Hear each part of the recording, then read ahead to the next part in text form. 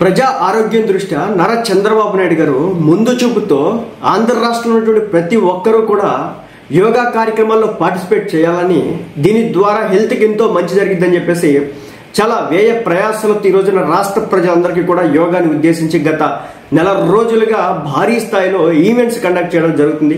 ఈ స్కూల్స్ కావచ్చు, కాలేజెస్ కావచ్చు, వివిధ ప్రదేశాలు కావచ్చు, పార్కుల్లో కావచ్చు, యోగాంధ్ర కార్యక్రమం అనేది భారీ స్థాయిలో చేయడం అయితే జరుగుతుంది అనమాట. అయితే ఏంటంటే విశాఖ బీచ్ రోడ్లో యోగాంధ్ర వాకథాన్లో పాల్గొన్నటువంటి ఆంధ్ర రాష్ట్ర మంత్రులు అనమాట యోగాంధ్ర కార్యక్రమంపై విశాఖపట్నం బీచ్ రోడ్లో వాకథాన్ నిర్వహించినారు.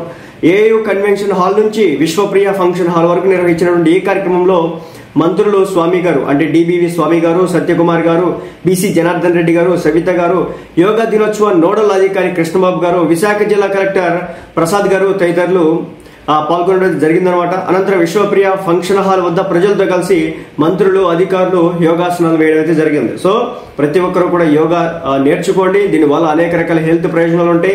జిమ్ లో ₹1 కూడా పెట్టకుండా, అంటే జిమ్కి వెళ్తే ప్రతి నెల ఎంత అని చెప్పేసి ఫీ చెల్లించాలి కదా, అవేవి చెల్లించకుండా బాడీ ఫ్రీగా ఫిట్నెస్ గా ఉండాలంటే కనుక తప్పనిసరిగా మనం యోగా చేయాలి.